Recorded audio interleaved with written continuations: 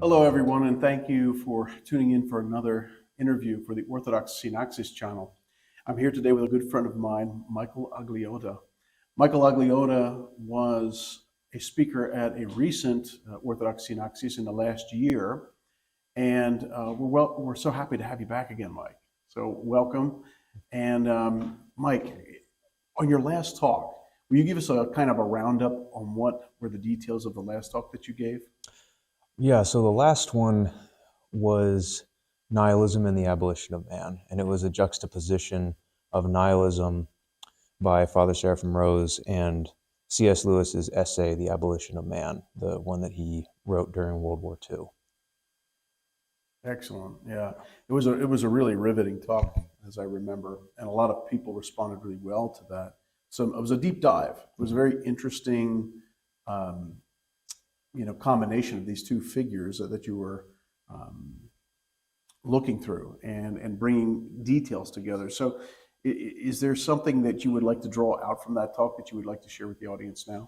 Yeah, mostly that both of those thinkers were making similar points just at different levels. Mm. They were both addressing the anti-metaphysical nihilist worldview that was beginning at academic level. And it started with cults in the 19th century, but then worked its way into academics in the 19th century and was starting to trickle down. And C.S. Lewis was writing about it in the 40s during World War II, and then Father Seraphim Rose was writing about it in the early 60s. And they make a lot of similar points, but C.S. Lewis is taking a more polemic perspective on it and debunking it with more logical argumentation, whereas Father Seraphim Rose is taking a more historical and even some would say more spiritual approach, where he's identifying the guiding principalities behind the revolutionist regimes of the early 20th century, like with the Bolshevik Revolution and so on. And C.S. Lewis was identifying how the academics and social conditioners were using language to condition their students to think in more of a modernist, materialist way that the vast majority of human beings have never thought in that way before.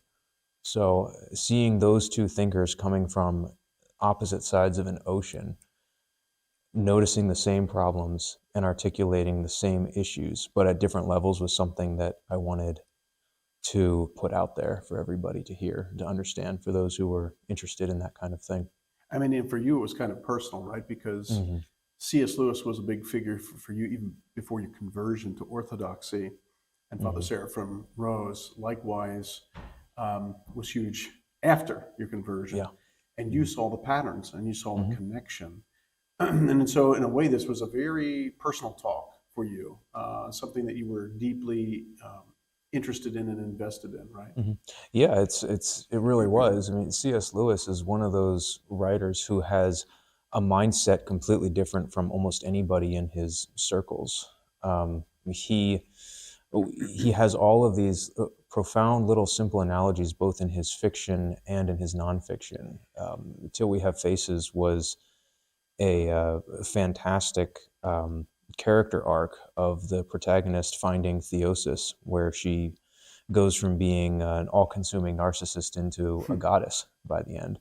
Right. In Narnia, you have Lucy seeing Aslan in the woods later in the books, and she says, "Aslan, you've gotten bigger." He says, "I haven't gotten bigger, you have. But the bigger you get, the bigger I'm going to seem to you."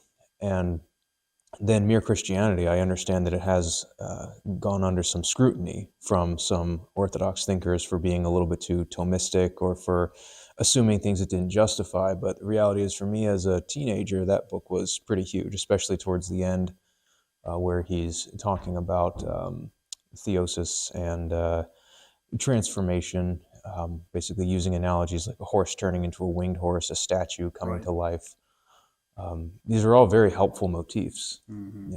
and it was kind of a break away from a lot of the stale, almost propagandistic religion that is so prevalent in the United States today. Right. He wasn't specifically cerebral, There was something kind of almost symbolic about what he was delving into. And so you would say that he was kind of a key figure, even though you had no idea about orthodoxy, right? His way of thinking certainly set you up for your later conversion to orthodoxy. Yeah, absolutely. I mean, he had a perspective on things that is very appreciated by Orthodox thinkers now. I mean, he's often quoted by Orthodox thinkers. Because he was tuned in, and he learned from life. He learned from the war. He learned from his relationships with other guys. That was how he learned his philosophy. He was very well read, but I mean, when you look at his writings, they're very relatable, because in a way, the more personal, the more universal. I feel like he subconsciously understood that. Yes. And even through that, with his reflections on the Psalms, he interprets the Psalms in a lot of ways that the church fathers do, that many other people in his circles wouldn't have. Like that psalm about dashing babies' heads against stones. People read that and they get scandalized. Augustine said those babies are like little ideas in your mind that can grow into bad thought patterns and then eventually bad habits that can conquer you. And C.S. Lewis had the same perspective. Oh, man, you just touched on something so important in my own life, because there was a time where that was a scandal to me, or to my children, actually. And I remember processing through that. Now, the Orthodox position, as you just said, what St. Augustine said, was that this is how we deal with the passions. This is how we deal with sin. We can't let it crouch at the gate. It has to be eradicated. It has to be stomped out. So very interesting. So let's move along from the previous talk and these two amazing figures, which we'd love to talk more about, but we don't have a lot of time. Tell me about the talk that you're going to give tonight. It's another deep dive. It's another very interesting subject. So tell me again, what is the title of this talk? This one is going to be Christmas and the Religion of Paradise. Forgive me, but that does sound a bit Father Seraphim Rose. Do I hear an echo of Father Seraphim Rose on that? Well, it does sound like a pattern of speech he would use. I mean, but it's going to be an interesting one, because this is also something I've been thinking about for about 6 years prior to orthodoxy. It's mostly about tracing the Christmas traditions we have to their roots.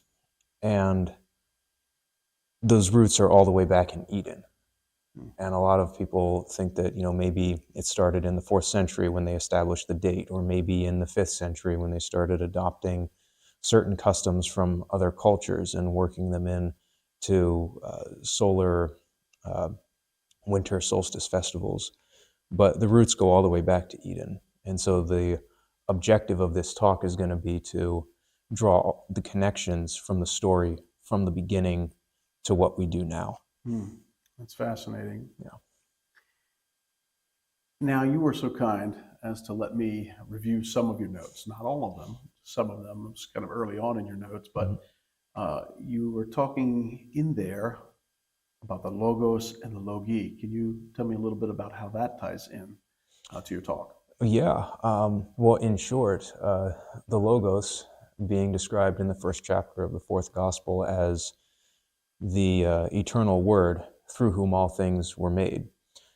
Now, as time went on, the metaphysics of that were being unpacked by the early fathers. And that's where we start getting terminology like logi, just the plural word for logos, words.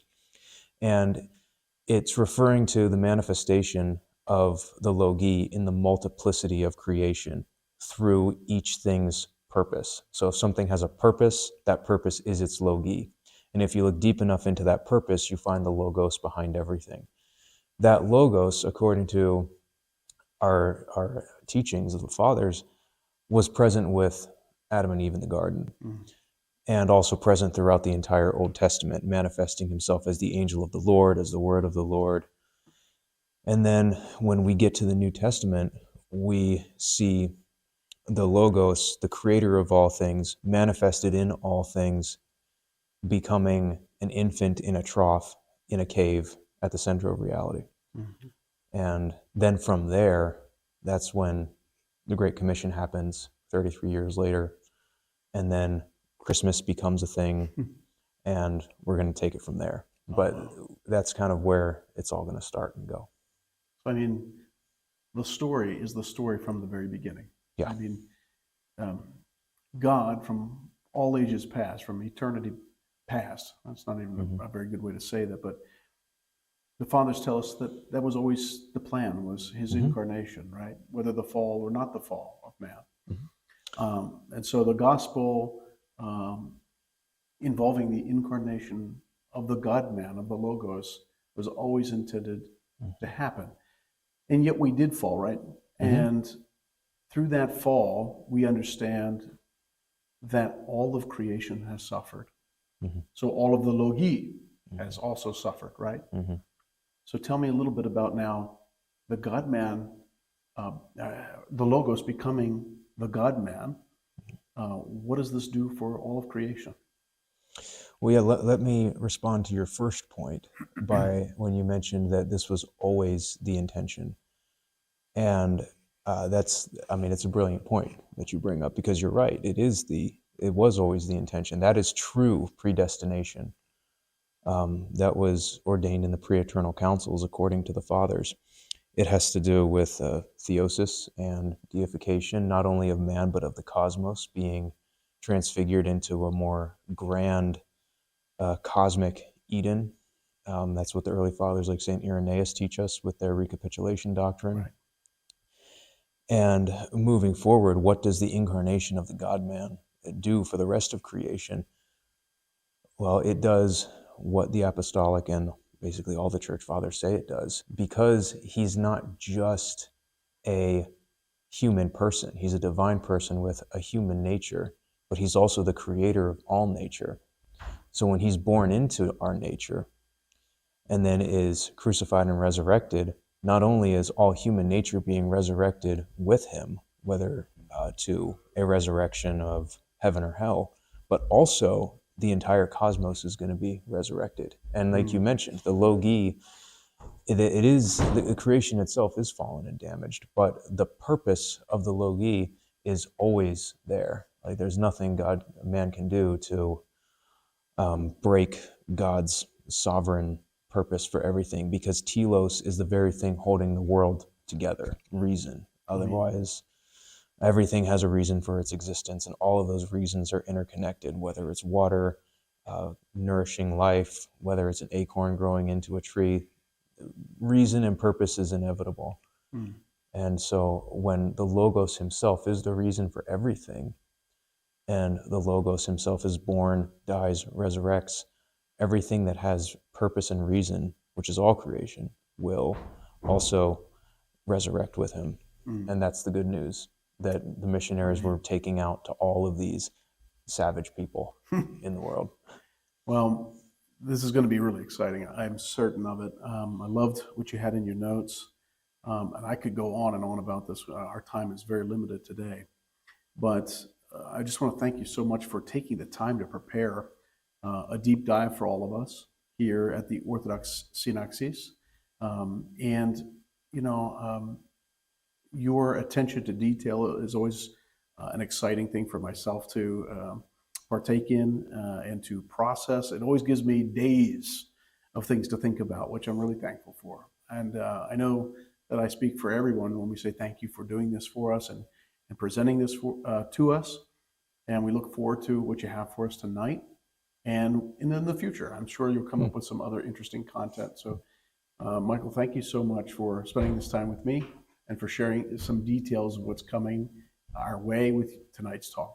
Well, I'm very grateful for the opportunity to present it. All right. Glory to God. And thank you again, everyone, for tuning in to another interview with the Orthodox Synaxis channel.